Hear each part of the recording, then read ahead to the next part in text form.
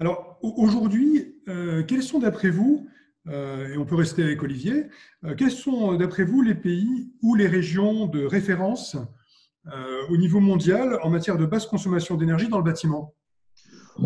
Oh, ben, d'une manière générale, c'est les pays du nord de l'Europe, hein, avec l'Allemagne qui a commencé la première, qui est vraiment en avance. Il y a un vrai socle de savoir-faire en Allemagne, que ce soit au niveau des bureaux d'études. Et André, tu as bien connu un excellent ingénieur allemand qui a travaillé avec toi, mais même les entreprises. Voilà, ça commence en Allemagne. Les Suisses, avec leurs pratiques proches de la pratique allemande, sont pareil, ils sont capables de faire des bons bâtiments, mais les Suisses, ils ont un gros défaut, c'est qu'ils ne peuvent pas se chauffer à moins de 25 degrés. Donc, ils ont des consommations qui restent très élevées, même s'ils ont d'assez bons bâtiments. On va trouver ensuite des pays qui font beaucoup de choses, par exemple la Suède, dans lequel on a même fait la plus grande campagne de mesure du monde en Suède. Mais en Suède, dans chaque logement, on a dû mettre 60 mesureurs parce qu'il y a 30 foyers lumineux. Donc, c'est des gens qui à la fois sont vertueux, mais en fait, ont des niveaux de consommation, des besoins qui sont assez considérables.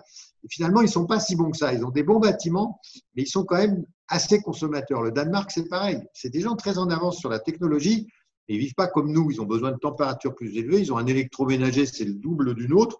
Donc, l'un dans l'autre, on n'est pas pire qu'eux, même si on a des bâtiments moins bons qu'eux. Voilà. Et André, quels seraient les pays de référence pour vous au niveau mondial, les pays un peu exemplaires? Je connais guère mieux que ce qu'il vient de décrire. Je pense aussi à l'Autriche qui est pas mal lotie, Vorarlberg.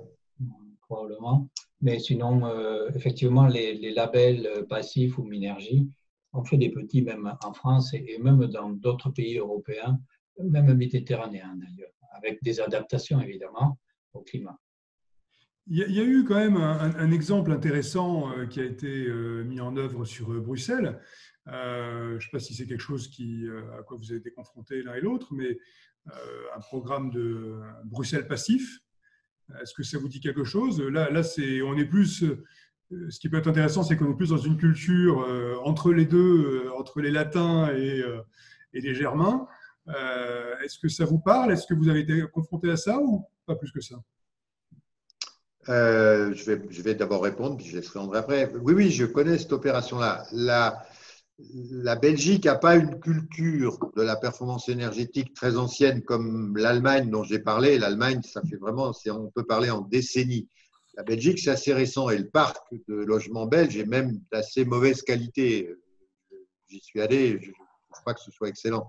Donc voilà, c'est une initiative intéressante qu'il faudrait que d'autres pays reprennent à leur compte aussi, mais c'est relativement récent pour les Belges. Voilà.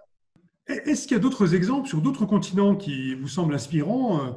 On a parlé à un moment donné des travaux du Rocky Mountain Institute aux États-Unis. Est-ce que ça, c'est quelque chose qui apporte un plus quelconque ou on a suffisamment d'exemples inspirants à Freiburg, dans le Vorarlberg, pourquoi pas à Bruxelles? Qu'est-ce que vous en pensez? Je parle des États-Unis, mais on pourrait parler d'Asie ou d'ailleurs. Parce que j'ai vu qu'également en Corée du Sud, il me semble qu'en Corée du Sud, ils ont des pratiques en matière énergétique extrêmement intéressantes. Alors, la compétence que j'ai ne va pas jusqu'à la Corée du Sud. Je connais très bien le Rocky Mountain Institute. Je connais Amory Lovins, qui en est son créateur, son inspirateur. Voilà, ça fait partie de la logique américaine qui peut produire les pires poisons et les meilleurs contrepoisons. C'est-à-dire que Amory Lovins, c'est le contrepoison total dans un pays qui est le plus gaspilleur du monde et qui n'a pas l'intention en plus de changer sa façon de vivre et de consommer. Mais Amory Lovins a poussé très loin, mais beaucoup plus loin que tout le monde, tout ce qui pouvait se faire en matière d'efficacité énergétique. Et donc, mais sauf que ça reste, voilà, il a montré que c'était possible et personne d'autre emboîte le pas dans son propre pays. Il a été consulté par le président de la République d'avant, tous les démocrates de façon générale. Là, il n'est pas trop en odeur de sainteté. Il est très en avance. Il a travaillé sur les voitures, sur tout ce qu'on peut imaginer qui touche à l'énergie. Il a travaillé dessus. C'est des gens absolument géniaux. Et c'est l'inventeur, soit dit en passant, du terme négawatt, puisqu'il avait écrit un article dans lequel il utilisait des mégawatts pour parler de centrale de production, et il y a eu une erreur de typographie, une coquille, il avait écrit négawatt, et il s'est dit, mais tiens, voilà un terme intéressant, et on lui a demandé l'autorisation, et on a pu le reprendre en France. Voilà. On va maintenant passer à un sujet dont je sais que tous les deux, vous êtes des grands spécialistes et des grands amateurs. On va parler de la question du neuf et de la rénovation mis en parallèle. Est-ce que vous pouvez nous expliquer, on va commencer par André, le rôle respectif des bâtiments neufs et existants dans la consommation totale d'énergie d'un pays? Je crois que ça doit être le premier poste de consommation en France, le secteur du bâtiment. Alors, le neuf et la construction et la rénovation, le flux, c'est, il y a quelque temps de cela, maintenant ça sera beaucoup moins, probablement 300 000 logements neufs par an peut-être. Le stock, c'est 35 millions, 35, 36 millions environ. Ça dépend si tu raisonnes en résidence principale ou avec les secondaires. Il y a 29 millions de résidences principales aujourd'hui. Oui, et énormément de résidences secondaires et surtout de logements vacants. Ça, c'est à retenir, on en reparlera tout à l'heure. Donc, le stock, il n'est pas du tout à la hauteur, le flux n'est pas du tout à la hauteur du stock en termes d'émissions ou de consommation. Ça n'a rien à voir, il y a 2 zéros en plus. Et donc, le sujet de la rénovation, c'est le réel sujet actuellement, plus que de s'exciter sur… oui, on est sur un rapport de 1 à 100, donc dans ces conditions, il y a peut-être effectivement intérêt à axer l'effort sur la partie réglementation de l'existant. Et la réglementation sur l'existant, elle est apparue en 2007, 2074-2007, vous comptez un petit peu. Il s'est passé du temps avant qu'on commence à réfléchir. Pourquoi? Parce que ça a dérangé. Le neuf, on est sur une feuille blanche, on a moins d'incidence sur une propriété. Dans la mesure où il apparaît que la rénovation, c'est quelque chose d'essentiel, enfin, pourquoi ça n'avance pas plus vite que ça? Pourquoi on n'a pas plus d'exigences en matière de performance des bâtiments existants, des bâtiments rénovés? Si l'enjeu est là, pourquoi on ne le fait pas? Alors, je vais ajouter une précision chiffrée à ce qu'a dit André tout à l'heure. Aujourd'hui, on fait le compte des logements d'avant 1974, puisque c'est la première réglementation qu'il y a eu en France. Il y a 16 millions et demi de logements de résidence principale d'avant 1974 et 29 millions au total, comme l'a dit tout à l'heure André. Donc ça, c'est un premier chiffre. La deuxième chose, vous avez vous-même dit, il y a un facteur de 1 à 100, c'est-à-dire que tout le monde a dans l'esprit que finalement, la construction neuve aura effacé le parc existant dans 100 ans, puisqu'on construit 300 000 logements neufs par an et qu'il y a en gros 30 millions de logements existants. C'est complètement faux. La réalité, c'est qu'on démolit 30 000 logements par an. Et que donc, il faudra, on accroît le parc chaque année de 270 000 logements, on ne s'y substitue pas, il faudra 1000 ans pour arriver effectivement à ce que la construction neuve se soit substituée à l'ancien. Donc, c'est pas, voilà. Et ça, c'est une erreur qui a effectivement, pendant longtemps, amené à ce qu'on sous-estime le rôle de la rénovation, en disant, c'est pas si important que ça, si on attend un peu, dans 100 ans, l'affaire sera réglée. Non, elle sera en fait jamais réglée. En 2003, pour la première fois, j'ai fait pour Négawatt un plan de rénovation de l'ensemble des logements en France. Et puis, le conseiller de Jacques Chirac à l'énergie a voulu me rencontrer. Je lui ai proposé ça.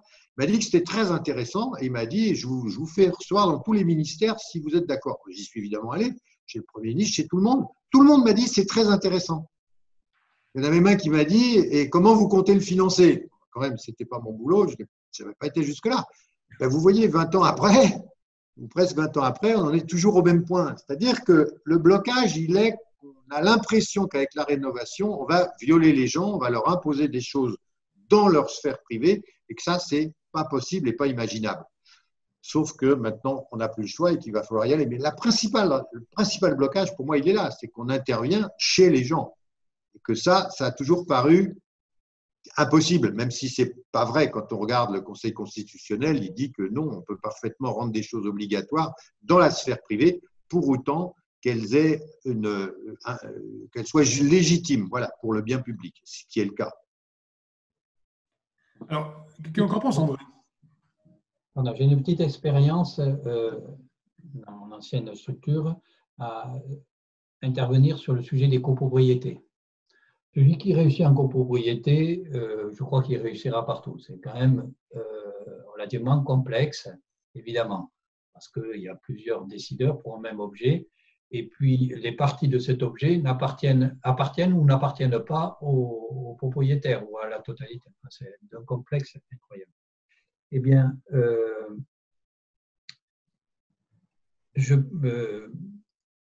avec d'autres confrères aussi, heureusement, il y a des exemples de réalisation qui fonctionnent, où on a eu des rénovations globales importantes, enfin, à la fois le bâti et les équipements, quand les occasions se présentaient, évidemment qu'on ne lâchait rien, quoi, et on allait jusqu'au bout. Donc, je pense que les solutions techniques, c'est possible, avec plus ou moins certaines nuances quant à la rénovation globale. Je sais, Olivier, on va en reparler probablement tout à l'heure, mais en copropriété, il y a des contingences à respecter, plus ou moins, enfin, liées au contexte et liées aux lois aussi qui nous obligent à nous y prendre de telle ou telle façon.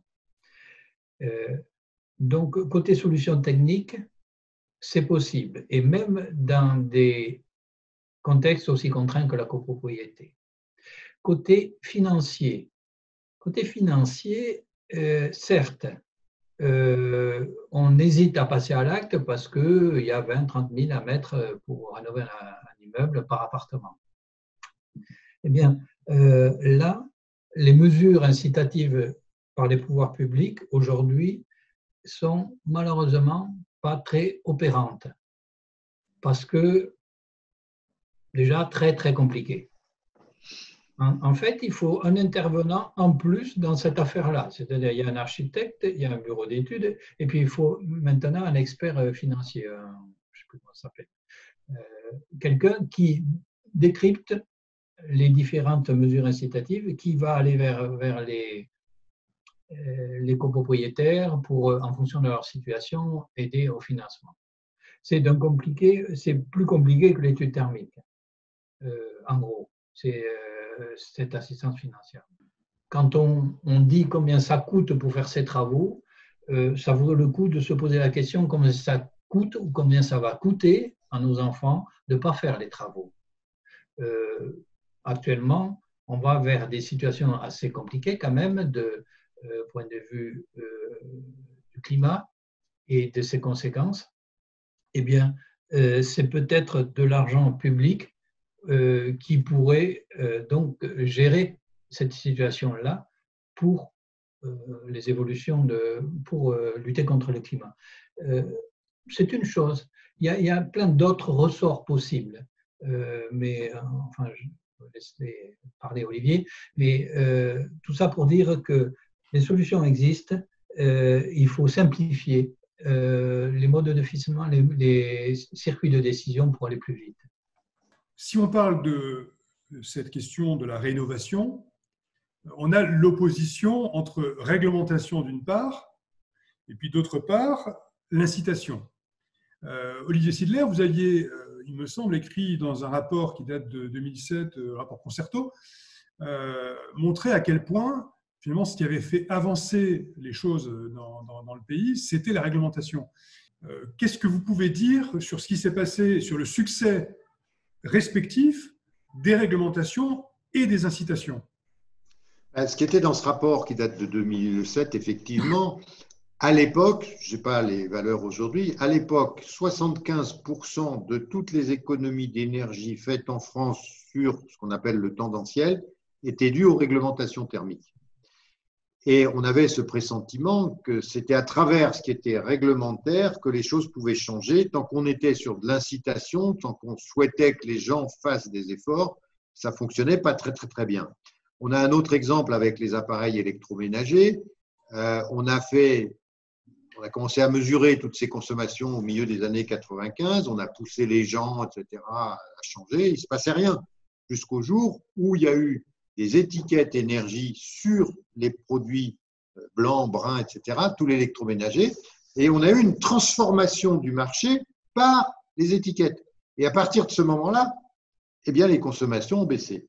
Donc, ça, c'est le premier élément. On voit le rôle de ce qui est réglementaire. Au moins, ça marche, alors que l'incitation, on avait des doutes. Et puis, il y a 2 ans, pour Négawatt, on a fait faire par les étudiants de Sciences Po un benchmark européen sur la rénovation, donc en Europe, dans les principaux pays d'Europe, la Suisse, l'Allemagne, la Suède, le Danemark, tous ces pays-là, etc.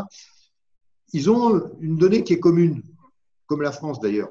Tout le monde procède par incitation, c'est-à-dire on donne des subventions, on aide les gens, on les conseille, mais on ne rend jamais rien obligatoire. Certaines opérations étaient faites de façon très libérale, comme les Anglais avec le Green Deal, mais qui est déjà arrêté. D'autres, plus cadrés, comme les Allemands, avec un ingénieur avant, un ingénieur pendant, un ingénieur après, qui faisait la réception des travaux, etc. Et ceux qui s'en sortent le mieux, ce sont justement les Allemands. Et les Allemands, tenez-vous bien, avec des subventions élevées, 30 000 euros par logement à l'époque, c'est encore plus maintenant. 30 000 euros par logement, eh bien, ils ne rénovaient que 3% chaque année de ce qu'ils auraient dû rénover. Ils devraient rénover 1 million de logements par an et ils en rénovent 30 000 au niveau BBC. Ça veut dire que, 3%, voilà. Ça veut dire que l'incitation, il faut très très vite, parce qu'on n'a plus beaucoup de temps pour s'en sortir, compte tenu de la vitesse à laquelle le phénomène du réchauffement progresse, il faut être convaincu aujourd'hui que l'incitation nous mène dans un mur. Donc, tant qu'on restera dans l'incitation, on ne fera rien. C'est malheureusement la stratégie qui est encore celle de la France aujourd'hui. Donc, il faut aller vers l'obligation. Alors, soit je traite maintenant comment on y va, soit on revient sur la question après. Moi, je suis convaincu que c'est par l'obligation qu'on s'en sortira, mais il faut qu'elle soit rendue acceptable par le public et je vous expliquerai comment quand vous le souhaiterez. Avec un grand plaisir. On va y venir. On va d'abord demander à André s'il souhaiterait ajouter quelque chose là-dessus, sur cette question justement de cette opposition réglementation-obligation d'un côté et puis incitation de l'autre. Je rejoins Olivier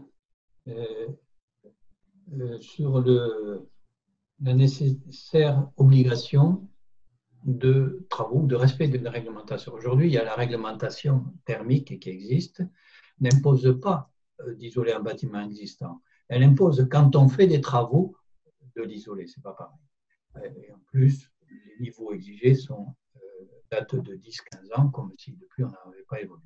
Donc, il y a de quoi réviser cette réglementation.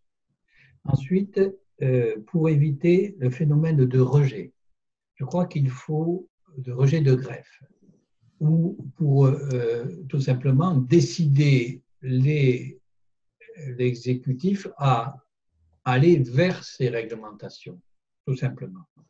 Eh bien, il faut que ça soit clément. Il faut que ça soit perçu comme une amélioration, un plaisir, un confort, que ce soit plus joli, et ainsi de suite. Et pour cela, je pense qu'il faut que cette réglementation travaille dans la nuance.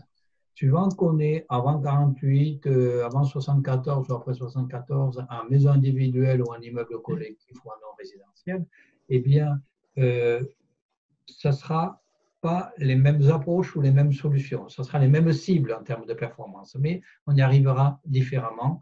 Et tout ça pour dire qu'il faut à tout prix que ça soit un plaisir et que ce ne soit pas vécu comme une contrainte. Je termine qu'il faudrait aussi quand même aider financièrement tous les foyers, tous les ménages qui n'ont pas de ressources, évidemment. Oui, bien sûr, s'adapter à la question, tenir compte des cas particuliers, parce que si effectivement il y a obligation, il faut que les ménages qui n'en aient pas forcément les moyens puissent quand même, enfin, cela dit, ça existe déjà avec l'ANA, c'est un dispositif qui existe déjà, qui n'est pas forcément toujours bien maîtrisé par les intéressés, mais qui a le mérite d'exister. Alors peut-être pas non plus à l'échelle de l'enjeu en question, ça c'est sûr. Alors justement, c'est bien ce que dit André, de dire qu'il faut donner envie et qu'il faut que ce soit soft, etc. Bon, sauf que je ne connais pas beaucoup d'obligations qui sont bien acceptées par les gens. Donc, voilà. Il faut avoir conscience de ça. Ça sera toujours vécu comme une contrainte. Ceci dit, une première information, il existe depuis 2007 un sondage d'opinion fait tous les ans par l'ADEME, par OpinionWay. Ce sondage d'opinion pose un tas de questions sur la question sur les histoires d'énergie dans le ménage, etc., dans la maison. Et il y a une des questions qui est posée depuis 2007, c'est êtes-vous favorable ou non à l'obligation de rénover les bâtiments? Eh bien, entre 2007 et aujourd'hui, ça a fluctué, ça fluctue toujours un petit peu, ça évolue entre 65 et 80% d'opinions favorables. Donc, ça me semble étonnant que personne relate voilà, cette information-là. Finalement, les Français n'ont pas l'air hostiles. Alors, plusieurs choses. Vous avez dit qu'il faut adapter les solutions à l'année de la maison. Bon, moi, je n'ai jamais compris pourquoi 48 était une année charnière. Franchement, je ne vois pas bien la différence. Ce qui est certain, c'est qu'on doit tous atteindre une consommation qui doit être autour de 50 kWh d'énergie primaire par mètre carré par an. Ça, on sait où on doit aller. On ne sait pas d'où on part, effectivement, parce que souvent les consommations ne sont pas connues. Quand vous regardez, la chose importante, c'est vraiment là où vous voulez aller, et c'est ça qui va conditionner les résistances thermiques que vous devez mettre dans l'ensemble des parois. En général, vous ne pouvez pas en laisser une de côté parce que c'est une véritable hémorragie. Et donc, nous, on a pris le parti depuis longtemps de ne pas s'intéresser tellement à la consommation de départ que personne ne connaît vraiment, mais justement au résultat. Et à partir de ce moment-là, moi, je prétends, et c'est ce que je fais, que ce que je mets en œuvre ne dépend pas de l'année de la construction. En gros, c'est toujours à peu près les mêmes résistances. On peut jouer un petit peu sur la résistance, mais enfin, ça ne vaut même pas la peine économiquement. Il faut juste savoir que le coût marginal du centimètre d'isolant supplémentaire par mètre carré, c'est un demi-euro. C'est que de la main-d'œuvre, en définitive, l'isolation. Donc, ça ne vaut pas la peine de s'embêter à jouer, ça sera 13 cm plutôt que 15. Voilà. Bon. Et puis, dernier point et le plus important. Excusez-moi, juste un point sur ce point précis. Vous avez raison, quand on parle d'isolation par l'extérieur.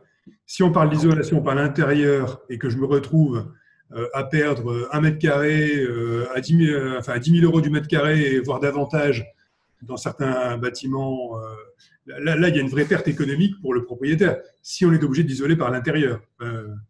Si on continue à être dans des bulles financières autour de l'immobilier, avec des loyers, effectivement, des prix à 10, 15, 20 000 qui n'ont aucune raison d'être, qui sont liés au dérèglement financier de la finance internationale. Il faut être lucide sur ça. Hein. Les Allemands, les loyers, c'est 3 fois moins que chez nous. Donc, il faut faire attention. Bon, c'est vrai ce que vous dites. Maintenant, la question du changement climatique, elle aura des coûts encore plus importants. Et puis, dernier élément, et André est bien placé pour le savoir, il existe aujourd'hui des solutions avec de l'isolant sous vide. Et là, c'est 3 cm d'isolant, plus un petit habillage un peu robuste, et ça fait l'affaire. Donc, je ne pense pas que ce soit sur ça qu'il faille s'arrêter. C'était juste pour dire que, pour moi, il n'y a pas besoin de distinguer les années, parce que ça rend tout plus compliqué, alors qu'on peut aller directement au but par une non-différenciation des résistances thermiques, tout devient infiniment plus simple. Je voulais aborder la question du financement. André l'a très justement dit, il faut aider les gens, mais il faut plus que les aider. Pour moi, l'obligation, un État pourra rendre obligatoire la rénovation à condition qu'il en assure le financement de chaque ménage, des travaux de rénovation de chaque ménage. Je ne veux même pas regarder les revenus, parce que de nouveau, ça complique. Simplement, je plafonne le prix maximum, par exemple à 60 000 euros par logement en maison individuelle et à 40 000 en collectif. Tout ça, c'est à adapter, mais peu importe. Et puis, le prix au mètre carré aussi, je le plafonne. Ça, c'est le premier point. Tout le monde doit pouvoir avoir un financement. Deuxième point, un guichet unique. Ce qu'a dit André est très juste. Aujourd'hui, il y a 8 dossiers à déposer pour le financement. On peut attendre jusqu'à 15 mois les réponses. Donc, on perd plein de gens en cours de route parce que le truc est tellement compliqué qu'ils se découragent et voilà. Donc, il faut simplifier. Guichet unique, un seul point où on aura tout le financement et si possible le financement au début de l'opération sans qu'il y ait besoin de faire une avance de trésorerie, ce qui est encore le cas aujourd'hui, qui fait que les gens ne peuvent pas la plupart du temps. Et puis, troisième élément que j'ai rajouté, c'était si possible, on n'y arrivera pas pour tout le monde, mais si possible, dès la première année, les gens gagnent de l'argent. Les gens, ils raisonnent en trésorerie, c'est-à-dire combien je dépense, combien j'ai gagné dans une année, et je fais la somme. Et du coup, j'ai imaginé quelque chose d'assez simple finalement. Je me suis d'abord dit, mais l'État met combien d'argent public dans les aides toutes les années pour la rénovation? J'ai pris l'année 2016, j'ai été chercher à la Cour des comptes, partout où il fallait, j'ai les bons chiffres, 4 milliards et demi. Je prends les rapports de la Cour des comptes, du CGDD, du Conseil général du développement durable. Tous ces gens-là disent, toutes les aides de l'État à l'efficacité énergétique ne sont pas du tout productives d'économie d'énergie, sont très mauvaises. En fait, c'est de l'opportunisme que les gens utilisent, en fait. C'est-à-dire que quand ils avaient besoin de changer une fenêtre, ils utilisaient les aides, alors que les aides n'étaient pas faites pour ça. Donc, ça ne produit rien. Je me dis, ben, tiens, on va les supprimer. Et qu'est-ce que je peux faire avec 4 milliards et demi? J'imagine un grand prêt à taux zéro qui financerait, alors il aurait une durée variable jusqu'à 30 ans, puisque vous remboursez que du capital quand vous avez un prêt à taux zéro. Et mon idée, c'est que si je tire suffisamment sur la durée du prêt, l'annuité va baisser et il y a un moment où l'économie d'énergie que je vais réaliser sera supérieure à l'annuité. Et c'est ça que j'appelle gagner de l'argent dès la première année. Je gagne plus grâce à l'économie de chauffage que ce que je paye en annuité de remboursement.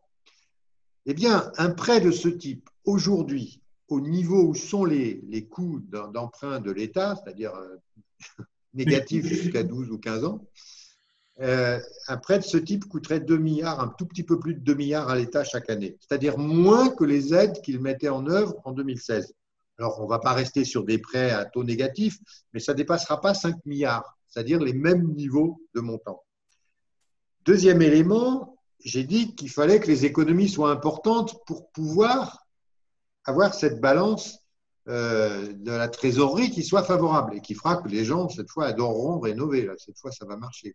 Eh bien, c'est là qu'on s'est lancé dans ce qu'on appelle la rénovation globale et performante. Parce que la rénovation par étapes, elle est effectivement séduisante, mais elle n'est pas finançable d'abord, puisque les financements, le plus long, c'est 3 ans, je crois, c'est le prêt à taux zéro, on ne peut pas faire plus long, donc déjà, on n'a pas le financement sur la durée.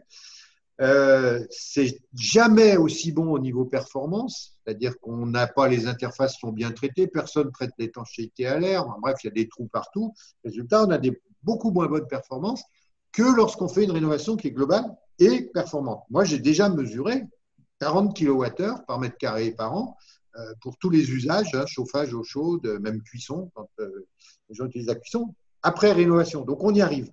Voilà, donc c'est des rénovations globales et performantes et un prêt à taux zéro. Avec ça, on boucle. Et on y arrive, on le fait dans les opérations de formation des artisans qui s'appellent Dorémy, qu'on a monté à partir de la Drôme, qui maintenant diffuse dans toute la France. On fait faire ça aux artisans et on arrive effectivement à ces bilans-là. On voudrait juste que ça soit généralisé au niveau de la France. Dernier point, on peut imaginer, avec la crise actuelle, qu'au niveau de Bruxelles, il y a maintenant des prêts à taux zéro qui soient faits avec de la création monétaire, comme lorsqu'une banque prête de l'argent, lorsqu'une banque prête 100 euros, elle a l'obligation d'en avoir 8 en compte de dépôt, mais elle en invente 92, ça s'appelle de la monnaie scripturale, qui va être effacée lorsque le prêt sera remboursé. Et bien là, on ferait la même chose au niveau de Bruxelles, si l'État français estime qu'il ne peut pas mettre cet argent. Bruxelles pourrait le faire via la création monétaire qui sera effacée en totalité lorsque les gens auront remboursé leur prêt. Voilà. Je pense que si on veut que la rénovation d'école en France, il faut complètement changer la vision qu'on en a de son financement, de la manière de l'aborder avec ce que j'appelle des solutions techniques de rénovation, des choses simples. Il faut simplifier à l'extrême, sinon ça ne marchera pas. Je voudrais que André réagisse là-dessus.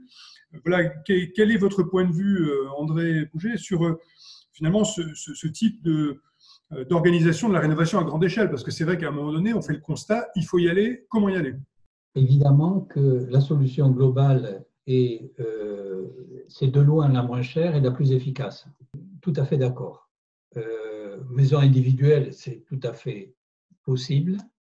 Immeuble de logement collectif, tout à fait possible dans le secteur public. Dans le secteur privé, c'est un peu plus compliqué. Je parle de la copropriété. Il y a quand même 10 millions, je crois, de logements. Rien.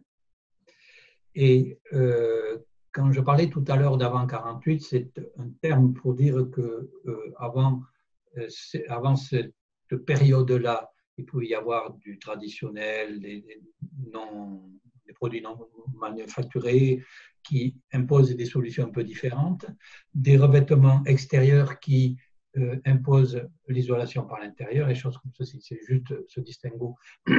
Mais je suis tout à fait d'accord que la cible, que ce soit avant ou après 48 ou 74, peu importe, tant qu'à faire quand on fait les travaux, les faire performer. Donc, je suis désolé, je suis un peu polarisé sur ce sujet de la copropriété. Je suis persuadé, comme tu as dit Olivier, qu'il faut gagner en simplicité. Et le plus simple, c'est de convaincre rapidement, à moindre coût, celui qui va payer après les travaux, copropriété en l'occurrence, et donc avoir des avis, un peu dire d'experts. Exactement ce que tu dis, des solutions techniques prédéfinies. Quand on va voir un mur qui n'est pas isolé, on sait qu'on va l'isoler de tel niveau, sans faire le calcul. Quand la fenêtre est un simple vitrage, on sait qu'on va la changer par telle autre fenêtre. Donc, dans le cas des copropriétés, a fortiori, quand il y a un chauffage individuel, même un chauffage collectif éventuellement, eh bien, les solutions techniques sans étude au départ, ça peut faire gagner énormément de temps et ça décrispe un petit peu, ça évite qu'en assemblée générale, on présente une étude thermique. Vous imaginez, en soirée d'assemblée générale, présenter une étude thermique. Surtout, il faut éviter, quoi. Donc, il faut venir avec des échantillons, des couleurs. Ah, ça, c'est pas mal, c'est chaud, c'est froid. Et il faut sensibiliser les gens, il faut faire marcher l'envie, ce que je disais tout à l'heure. Et ma foi, ça ne marche pas tout le temps, mais ça aide beaucoup. Donc, je reviens à propos du global, rénovation globale. Un bâtiment qui est en briques ou en pierre, ou même en pierre agrafée, un bâtiment récent, qu'on ne peut pas isoler par l'extérieur, eh bien, évidemment, je ne connais pas d'autre solution que par l'intérieur. On va en reparler après, tu faisais allusion à l'isolation solide. Et donc, si on isole par l'intérieur et qu'on est en copropriété, eh bien, on intervient dans chaque partie privative des gens. Donc, ça complique un petit peu quand même, il faut le reconnaître. Et donc, nous, avec d'autres aussi, confrères, on essaye dans ce secteur-là, de faire des plans de rénovation pour que d'une assemblée générale à l'autre, et chaque fois qu'il y a un changement de propriétaire ou de locataire, enclencher des travaux compatibles aux résultats des 50 kWh, évidemment. Pas je vais mettre ça et puis après on verra. Non, il faut que telle prestation soit compatible. Et je sais que malheureusement, le fait de ne pas tout faire en même temps, ce n'est pas la meilleure solution. Mais c'est mieux que de ne pas le faire. Il y a aussi une question de coût. Alors, je suis d'accord que la copropriété reste la chose la plus complexe en France aujourd'hui. On pourrait commencer, par exemple, sur la maison individuelle, puisqu'il n'y a qu'un seul décideur, au moment des mutations. Oui. C'est-à-dire que ce n'est pas contraignant, il doit y en avoir au moins 400 000 chaque année. C'est-à-dire que si déjà on faisait ça, on serait dans la bonne tête. Voilà. Ah, oui. Ça montrerait l'exemple pour le sujet des voilà. Voilà, exactement. Puis la profession se formerait parce que la profession est un petit peu en retard sur toutes ces choses-là et ça serait quand même pas mal de ça. Il y a tout le secteur aussi social. Les HLM sont d'excellents constructeurs, c'est leur métier, il faut leur donner les moyens. Et actuellement, il y a un éco-PLS qui n'est pas suffisant, qui ne leur permet pas de faire des rénovations globales. Ils savent faire, ils savent construire, il faut leur donner les moyens et eux, ils peuvent rénover 100 000 logements par an au bon niveau de performance. Donc, on voit que déjà, rien qu'avec ça, on pourrait meubler les 10 années qui viennent, hein, et puis réfléchir aux problèmes que pose André, qui sont des problèmes qui sont absolument réels. Celui de la copropriété, c'est un véritable casse-tête.